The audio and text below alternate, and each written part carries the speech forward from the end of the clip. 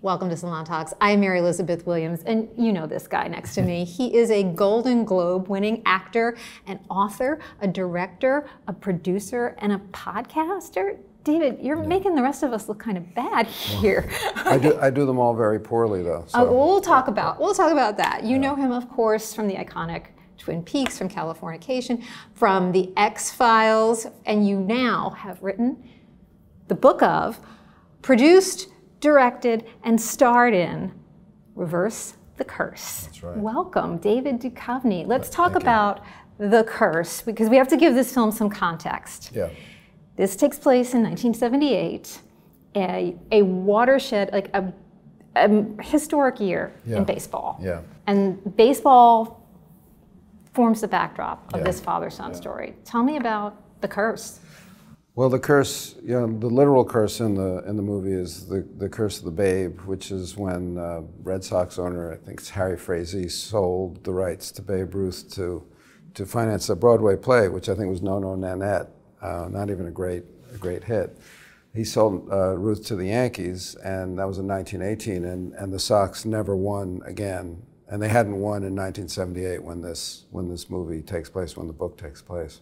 So that's the curse of the Babe that needs to be reversed, but more metaphorically, it's a curse between a father and a son, really, and the reversing of the curse in their life is really one of the things that I talk about in the book and in the movie show is kind of how we tell the stories of our lives, and I know it's become popular kind of in therapy recently, that you kind of seizing the narrative of your life and recasting it in a certain way that's healthier or more loving or more fair, or in whatever way. Instead of being a victim, you're something else. Instead of being a hero, you're something else. And that's really the reversal of the curse. The more important, aside from the baseball backdrop, is this kind of curse between fathers and sons that I'm dealing with in the film, and reversing this kind of curse as well.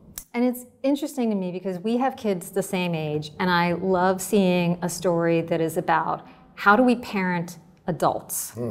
Our kids don't fly out of the nest when the moment they turn 18 and then stop being our children and stop being our responsibility. But what happens is the dynamics when you're both adults change. Yeah.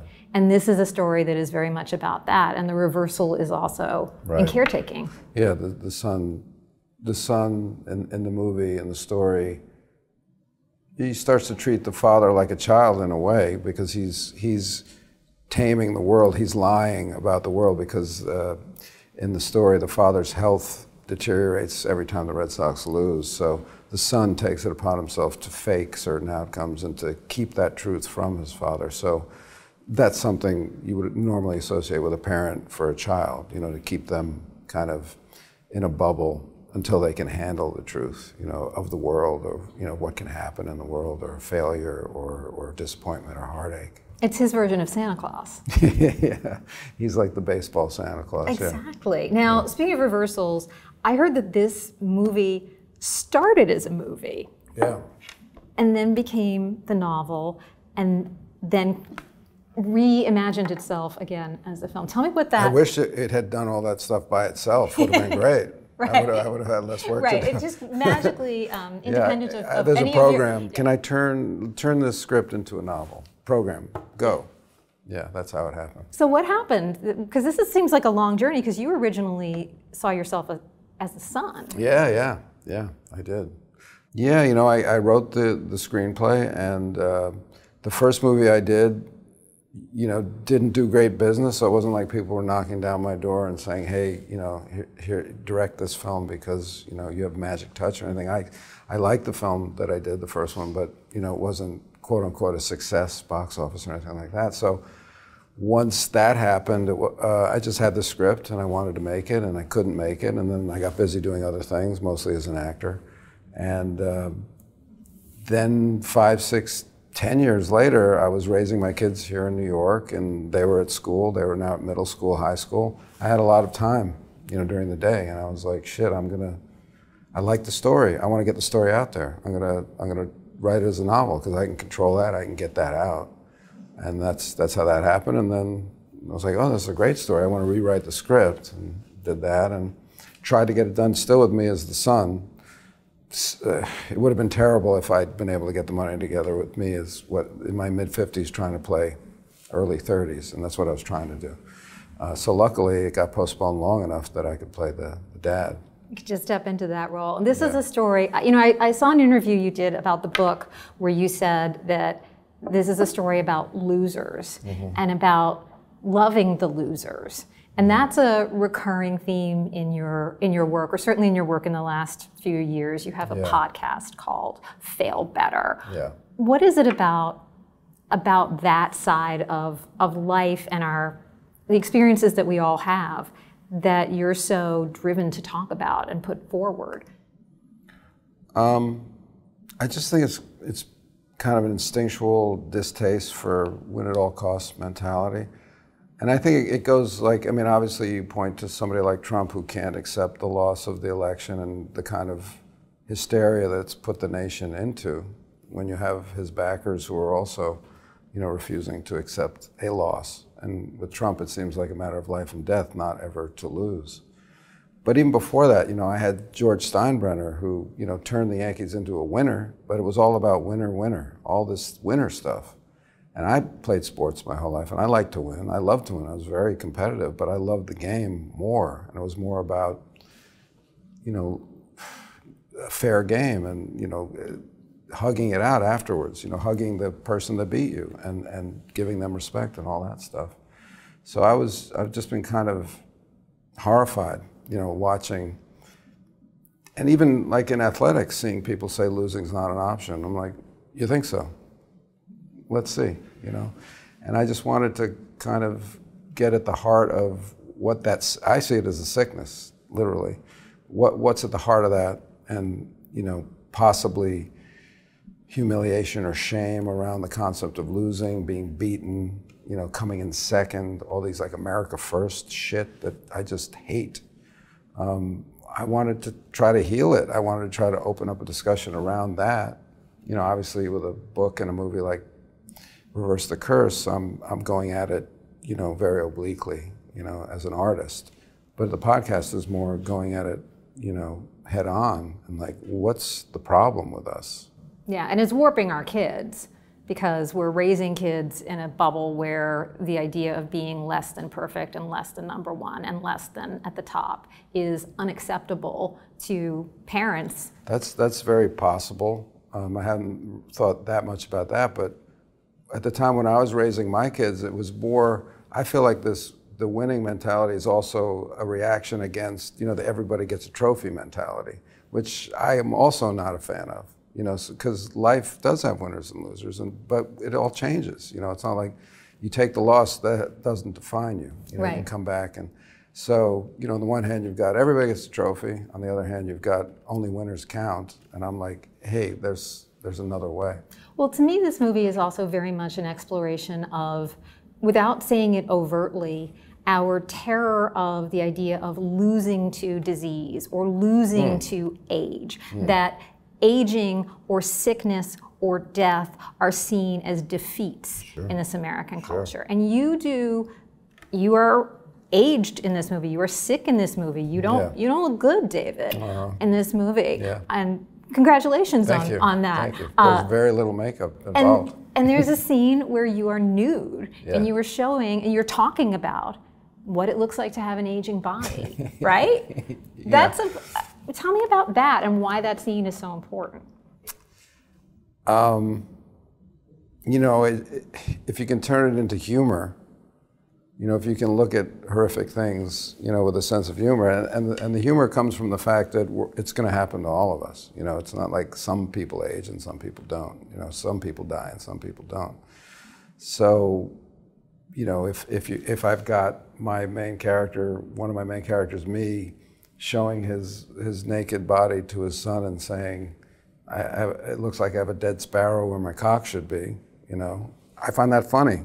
And I think if we can laugh at that and then hug it out and he comments on his son's penis in a way that's funny, I'm laughing and I'm also moved in a way, you know? Yeah. So that was probably more than you needed, but that's what happens in the movie. And no, but it's a very real and authentic way of looking at it. And it is also, as you say, it's funny. And this movie is funny. That kind of shit happens at the Y all the time. I'm sure it happens at the Y all the time. It happens in the ladies' locker too. I can tell you that much. Yeah. And you cast this movie with funny people. This is a funny movie. Yeah, I think funny actors can do anything. Dramatic actors, I don't know if they can do funny or not. Sometimes they can and sometimes they can't. But if you can do funny, that's why I cast Stephanie Beatriz. I saw her on Brooklyn Nine-Nine, and I just thought, anybody who can do that kind of funny. And she brought so much depth to that. I just watched the movie again yesterday. I hadn't seen it for probably a year. And I was really struck by her performance, more than anything. I just think she's so deep and has such easy access to real kind of pain, you know, and is very, very, in a facile way, can show it, can be there. And I'm just grateful that she did that in my movie. She's always amazing to watch, and seeing her doing dramatic as well as comic stuff. Yeah. She's unparalleled.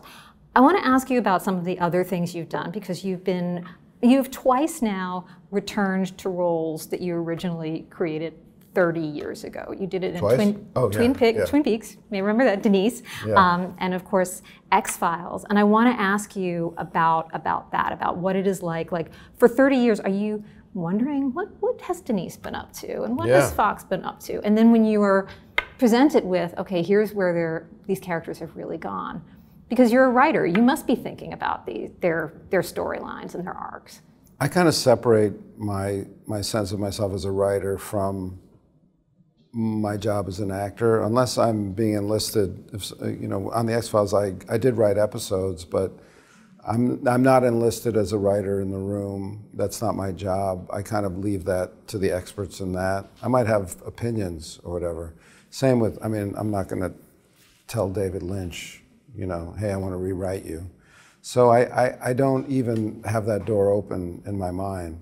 But to answer your question, yes, that's exactly how I think of it is, well, it'd be interesting to visit this person 30 years later, and that's an acting trick. Like, you can't play it the same way. It's not the same reality. Not just the outside world, but the person. 30 years is a long time. A lot has happened. Your character maybe doesn't change, but other things do change. So how do you play that? It's subtle. It's a pivot. You can't play a new character, because that's kind of, you don't want to break that bond with the audience. You can't all of a sudden show up with a French accent because you want to work on your French accent for Mulder. But how is Mulder 30 years later? I find that to be an interesting kind of a question. Same with Denise. Yeah, and it's interesting for us as viewers, and it's interesting to see, now it's been, 7, 8 years since both of those reboots, but the way that these two shows endured, they were unbelievable monoculture phenomenons back in the day when we didn't have 100,000 other things competing for our attention. Yeah. But the fact that now we do have 100,000 other things competing for our attention, and they are still such a huge part of my generation, but also our kids' generations. New generations are finding these shows. What do you think it is about those two series that is so indelible and enduring? Well, I think in the case of Twin Peaks, you have just a really singular artist behind it all, with a vision that is unique. You can probably watch a minute of film, somebody just show you on your phone a minute of something, and you go, that's got to be David Lynch. And there's not many people you could say that about. You could maybe say that about Paul Thomas Anderson or Scorsese maybe, or Tarantino. But Lynch even more so, because he's such an odd and singular imagination. And I think that just endures. Like you have a taste for that. One has a taste for it or one doesn't. But he's never, I think, bent in any way to try to be popular or commercially or anything. Like, it's always seems to be coming directly from his unconscious in many ways. And that's, who does that? He does that, I think, only. And with X-Files, I think it was, Chris Carter just came up with an amazing frame, an amazing precedent of a show that could just spark off in so many different directions and spoke to a sense of wonder, but also a sense of foreboding. You know, I can't think of another show that has as much kind of hope and fear in it. And I think that'll always be a powerful mixture. And humor. Yeah, well, we tried. You know, that was something that grew. It was definitely something in like, there was an irreverence to my character, to the Mulder character from the beginning, and it was something that I was real interested in growing as we went along. And we were lucky enough to have great writers who could also write comedy, like Glenn Morgan and James Wong, but also Vince Gilligan, who went on to do Breaking Bad, of course. Darren Morgan, Glenn's brother, who's a very unique writer that people don't really know about, but he wrote probably only 8 episodes, but they're usually in the top 20 of what people love about the show. David, I want to ask you one more question, because you, in the midst of all of these other things that you're doing, you're going to be playing in London this summer. You are also a musician. I got scared when you said playing. Like, what am I doing? You're playing with the Yankees this weekend, right? If only. They recruited you in. If only. I want to ask how the music fits into everything else that you're doing and how your different creative projects kind of feed on each other. Well, the music is different because it wasn't something that I ever thought of. It was really picking up a guitar more than 10 years ago now and just trying to amuse myself, and then kind of finding that I could string chords together and maybe hear melodies, and I knew I could write words, so that just became an avenue that was open to me that I didn't ever think about. And I have found that what's interesting to me about that whole process was, you know, even as I'm older, I wasn't an old songwriter.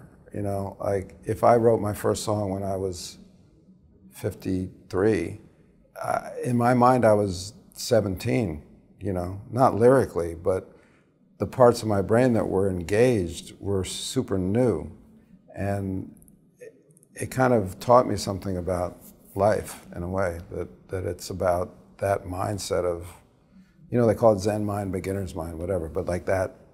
You know, on the one hand, we have Malcolm Gladwell saying, you know, you got to do 1,000,000 hours, and then on the other hand, you got Zen mind, beginner's mind, and I'm both. Like I put in my hours as an actor.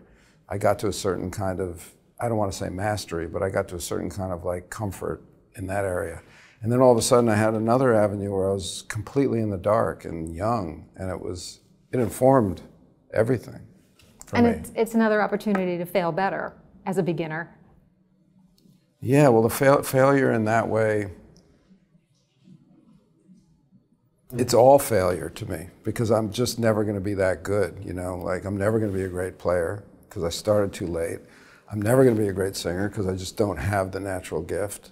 But I'm still in there, and I'm trying to do something, and I find that failure, the failure of being able to do it great, can also make great music. You know, it doesn't, what is perfect music doesn't exist, right? So me just kind of like stumbling blindly in the dark trying to make good songs, that has a certain kind of energy that can work sometimes. Absolutely. David Duchovny, thank you so much for talking to me today, and for continuing to embrace the losers that we all are. The film is so wonderful. It's called Reverse the Curse. David, thank you for joining us. Thank you for having me. Thank you for watching Salon Talks. If you had a good time, why not subscribe right over here so you can get more conversations with your favorite artists, actors, directors, writers, comedians, musicians, politicians, everybody you love, and I love too. And while you're here, why not watch another video right now?